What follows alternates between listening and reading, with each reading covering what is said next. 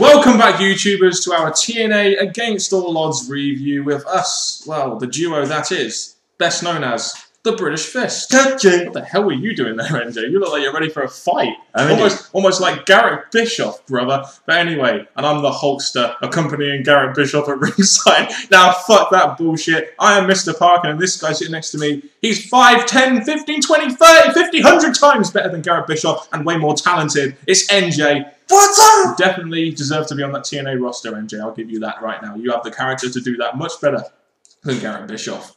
So we were back in the Impact Zone today for the Against All Odds pay-per-view.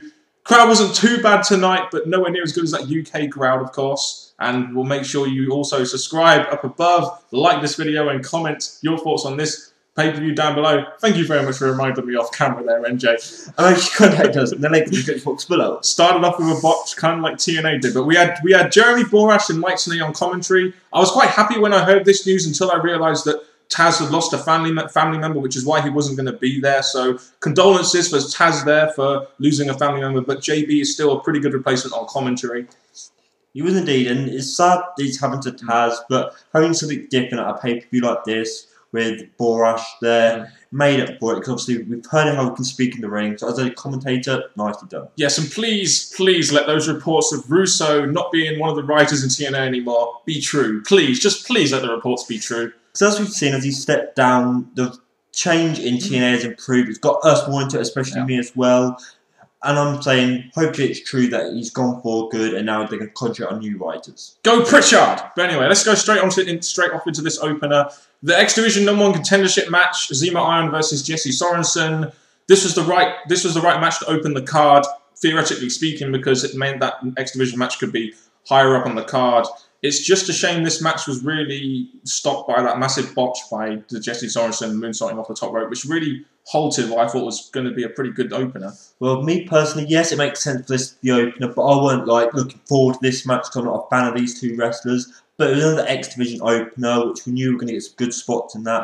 But the botch or the move at the end didn't let it down, because it was a good move. It's a shame that it had to finish the match. Yeah, I mean, it finished after 4 minutes 30, and to be honest with you, hopefully Jesse Sorensen's okay. During the pay-per-view, we heard he had a neck injury, so it's just a shame the match had to be cut short because of that bump that they took and with the moonsault spot. So Jesse Sorensen got counted out. I felt they were playing very well to the crowd with the whole hairspray thing, and the kid wanted the ball, he didn't want the hairspray. He's only 10, what do you expect? He loves sport, he doesn't want hairspray. They didn't show who the face was, who the heel was throughout the match, but it's just sad that it had to lead to such a bad ending. Exactly, which really kind of set the tone for the start of the pay-per-view, in my opinion. They kind of had to fill a bit of time in there with the commentary and the Rude interview, and I think this next match probably went a lot longer than it probably should have, probably because of this opener. We had the Robbie E Invitational. Now, to be honest with you, before, I think we both quipped to each other before that it would be a great idea to just have a guy like Pope or a Mr. Anderson return, and it would have been brilliant if they just come out to a great pop, squashed Robbie E, squashed that TV championship, TV title, or Robbie E himself, who's a shit TV champion, and give some credibility back to the belt and giving the fans a really nice moment. But instead, they went with Shannon Moore. Well, there's two things I want to say. We have like the thought of Pope, who's been complaining in rumours about his spot and his involvement in TNA. Then you have Mr. Anderson, who I think could have been made a good comeback here, go for this championship and made the TV title mean something again. But other thought was Eric Young. I'm glad it weren't him. Even though Shannon Moore is not much of an upgrade to what we've already got. Well, definitely an upgrade to Robbie E. But, I mean, the match itself, I mean, after not getting what I wanted there, I felt that would have been a really good moment there in the pay-per-view to have someone like Anderson come back and just squash Robbie E and win that TV title and just get Robbie E off TV. But the match went on for about 9.5 minutes. Like I said, I think it had to go on a bit longer because of that whole injury thing. It probably went on a little bit too long. And at the end of the day, it wasn't necessarily a bad match or anything technically. It's just that something better really could have come off this. And it's just that Robbie E kind of sucks. And we're just not really bothered about Robbie E. And the fact he's retained is making me think, how long is he going to keep it for? What's going to happen next? Who are TNA going to plan to beat it off him? It's just thinking, why is he still the champ? So you just brought back Shannon Moore to just basically do a job for Robbie E. It's like, you could have done so much more with this segment, TNA. Just, there we go. Tara, or Tara, as we would call her, versus Gail Kim for the Knockouts Championship. First thing I want to say about this is thank God that Madison walked out, because that probably would have made the match a lot better. They started arguing and she walked out, and I was thinking, thank fuck for that. This match is going to finish clean. The way I look at this is that she wasn't needed. Again, we keep saying that Gail Kim can actually do something on her own and perform and show that she's a good champion without her. And I'm glad they did that by removing her. Same, I'm totally agree with you on that one. The match itself was pretty, in my opinion, was pretty good while it lasted. You kind of expected it from these two women.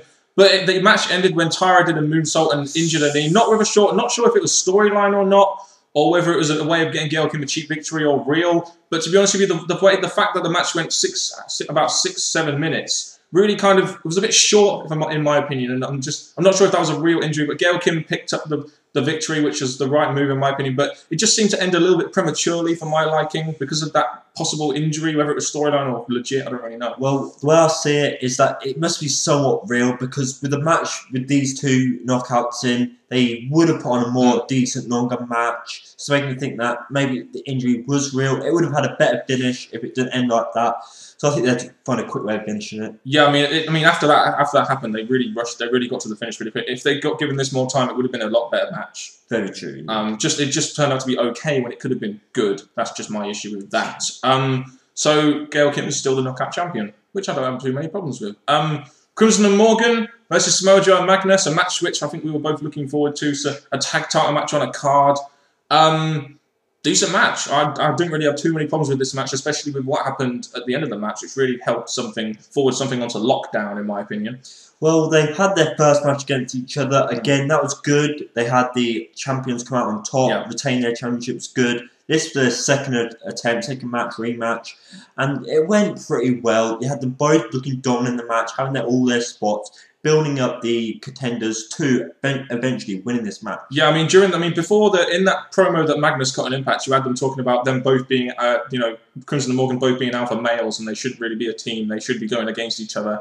And you kind of got the feel in the match with that promo and the fact that the commentators are talking about Magnus and Joe being this great tag team, that this spot might come along. And basically, this whole match went about 10 minutes. It was pretty good action, in my opinion. It led to the spot where Crimson accidentally spears Morgan, and that allows Magnus to get the pin. So your new tag team champions, Samoa Joe and Magnus, and you've got that tease of the Crimson Morgan match of rivalry that's probably going to happen with Crimson walking out, and you've got that match kind of done for Lockdown now, it would seem. Well, the way I see it, we've got new tag champs, which again, at the same time, even though we've got a new tag champ, got to think what's going to happen next. Yeah. Who they're going to feud with next. And TNA really lack their tag teams, as we said before. But the point is, we've got another feud building up now, because they're not going to have their rematch. They're going to contract against each other. Crimson and Morgan will probably go on and have a match later in another pay-per-view. Yeah, so you've got new tag champs. You furthered on a sort of, because the tag champions it was always going to be about furthering Morgan and Crimson at the end of the day, wasn't it? So this is what this segment is essentially doing. So it was a good segment and a good match, so I don't have too many problems with this. I think it's the right time to have that tease of a split happen going into 2 months away from Lockdown. Well, after the bad start of the show, we needed a good match, and this match definitely did great. And obviously, it's leading on to other shows, leading up to other pay-per-views, so thumbs up to this match. It's nice they're kind of giving early build to Lockdown as well. They did it with a couple of segments tonight. Alex Shelley versus Austin Aries for the TNA X Division Championship. I think I'm right in saying this was the match of the night. Your thoughts? Well, it's in the right place in the card. We've had the build-up of the other matches. We've got this match now, the match that people have been waiting for. And the way it went is that you've got two great wrestlers. Yes, there's the thought I had that maybe these two deserved a better pay-per-view. This. But at the same time, they still faced each other. They still had a match that was a draw to this because everyone wanted to see these two wrestlers perform. So I'm going to give them a thumbs up to how well they performed in this match. I mean, the match was really good. It went about 15 minutes. It told a very good story with Shelley's neck injury. It's getting to the point now, it seems, that Austin Aries is getting cheered. And it's kind of weird now. I think they're kind of fighting the grain a bit with Austin's heel. Even though he's a better, in my opinion, as a top heel, he's getting cheered a lot now. But Austin Aries played very well to the crowd, and he even went under the ring a couple of times, didn't he? Which I thought was pretty funny, getting his whole heel tactics, leading up to that suicide dive spot. They led up to that pretty well with the little teases. Well, the thing we said about the crowd cheering, to be honest, I'm going to say this now. I could say it for later, I'm going to say it now. The crowd was a bit stupid tonight. They had their good cheers at the beginning, thought, oh, they're going to be good. But in this match, you hear different cheers, and you hear cheers throughout different matches. So the crowd are not really going to be for or against. It's us who were obviously cheering Austin Aries as a heel. And the way he performed, yes, it gave you a tease on how they're going to finish it, but it was all building up to the beautiful finish, his submission move. Yeah, I mean, you get Shelley hitting the sliced breads and Aries kicking out or getting to the ropes. Then Shelley kicked out of the brainbuster. At that point, we were thinking, oh, God, this match is just getting better. And then you get what, my opinion, and Andrew's opinion too, was the right finish when Aries hits the last chancery submission move on Alex Shelley's neck, which had been injured in a couple of those spots. So a really good match, a fantastic finish. It told a good story. Austin Aries goes over clean like he should have done. It's a shame we're probably only going to see this match once, really. Well, the way I see it is that TNA should realise how well this match came out, the time it got, and the way they performed against each other. So I wouldn't mind if they did somehow make this go on again and relive the whole storyline and match again. Totally agree. I'd love to see this again at Lockdown. So at this point, we got 4 title matches in a row, and this kind of bothered me a little bit because you had 2 non-title matches following this, and I really felt they should have spread the non-title matches out and with the title matches, so we didn't get all title matches and 2 non-title. They probably could have had the 2 non-title matches between some of the title matches. I think that could have really helped the card structure a little bit, in my opinion. Even though I think the exhibition was in the right place, the other matches could have been spread out more and just filled the card in different, like, title match, non-title match, whatever's idea, just so it's not all bunched up in one at the first half of the pay-per-view. I felt that would have helped the card a little bit. But I mean, the pay-per-view at this point kind of picked up a little bit. We got AJ versus Kazarian. Unfortunately, we got the same video package that we saw on Impact, which really wasn't needed on the Impact. You could have just had it at the pay-per-view. The match itself, though, considering that I thought that the direction that TNA were going to go with this, the match turned out to be pretty good, I thought.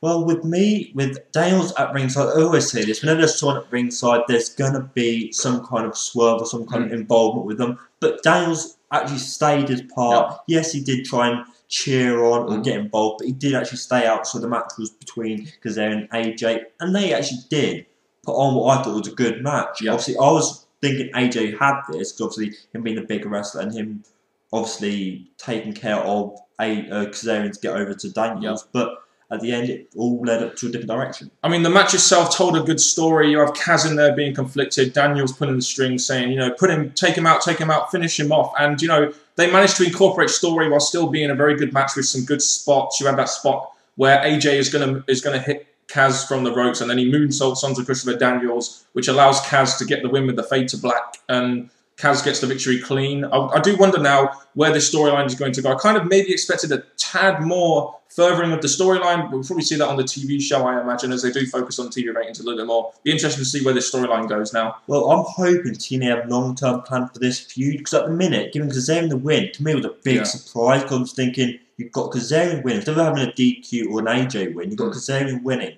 So I'm hoping they have an idea on why they picked Kazarian to win. It's going to be Daniels and AJ at Lockdown, isn't it? Probably for the last time.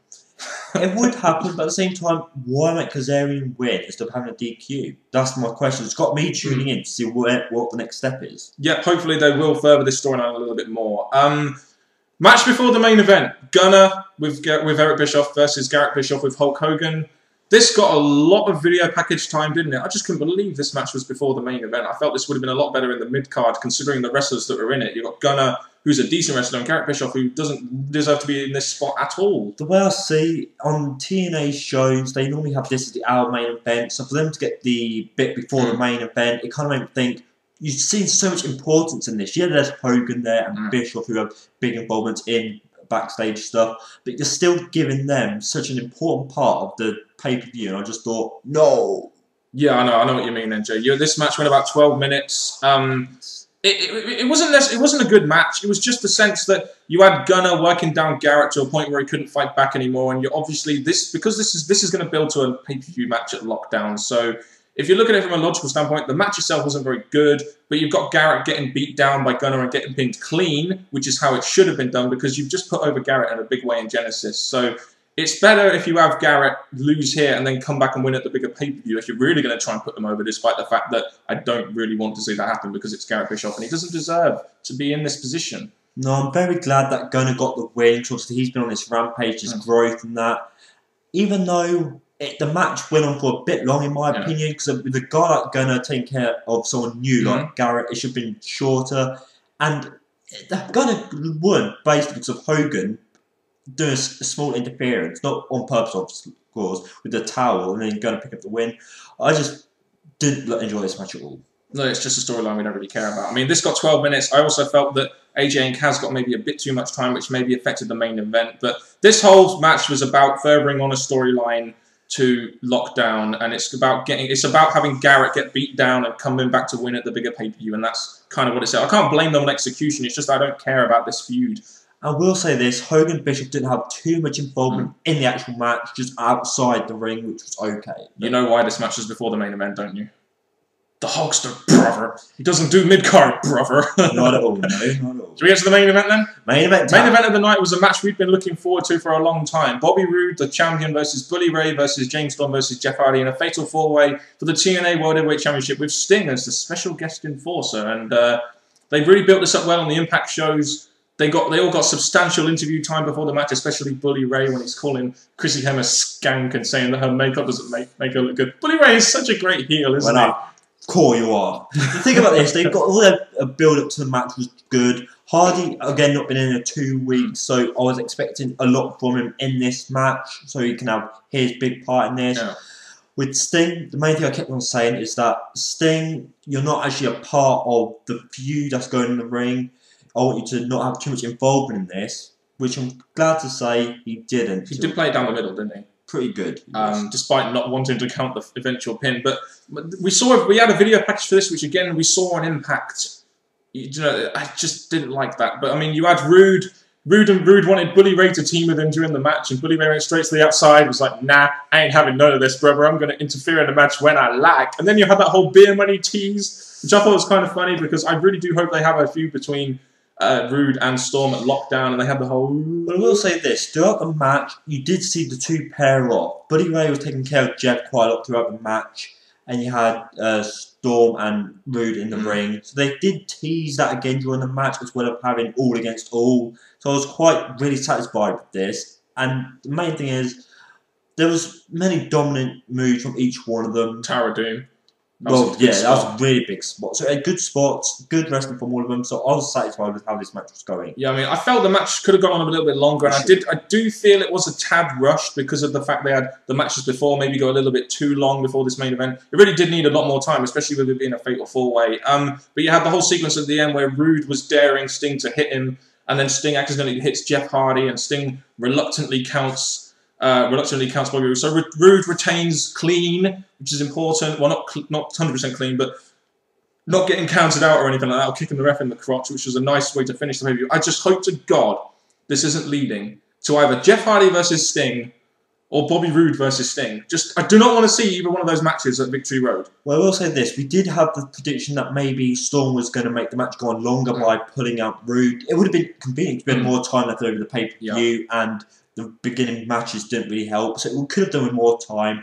The ending, well, it did give me a big feeling. The way that Sting and Roode have had this feud or this problem with each other for weeks and weeks and weeks, they're going to have a match or just something more involvement up to the next pay-per-view, which is not what we want to see. No. We want to get more towards the Roode and Storm feud and Bully Ray and Jeff. But again, the ending just teased something that we don't want to see. Yeah, exactly, which kind of made this main event a little bit worse than it probably should have been. I just think it really felt rushed and should have got a bit more time as well. So an okay main event just led to something that I really wasn't too sure about. But hell, what are your overall thoughts on this pay-per-view, NJ?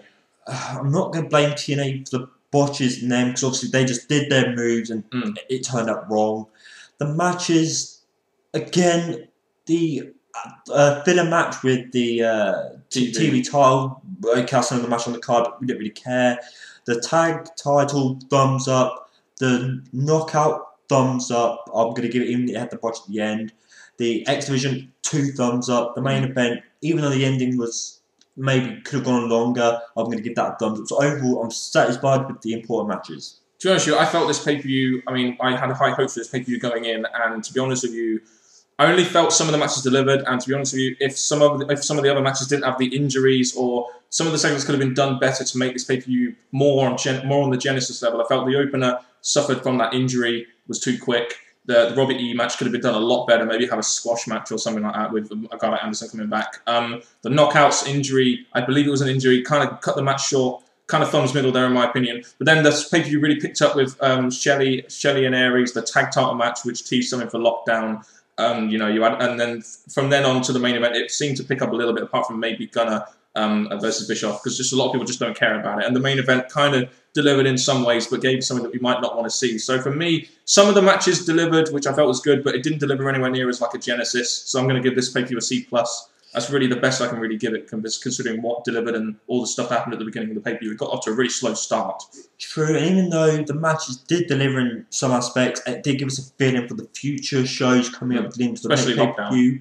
I'm going to give this a little unfair to Dan. I'm going to give it a C because I was unsatisfied with what I was hoping was going to be good matches. Fair enough then. Now make sure you guys give us your thoughts on this pay-per-view down in that comment section below, and also give us your grades as well if you want to. That's really been it from me. I'm Mr. Parkin01, and this guy sitting next to me is going to be doing the outro next, so take it away, NJ. What's up? And all I'm saying now, people, is thank you for tuning in for another review by us, the British Fist. And all I can say now is please leave your comments in the comment section below, and please, please, tell us your good points, tell us the bad points, tell us what you thought of the pay-per-view as a whole. Until next time, people, goodbye.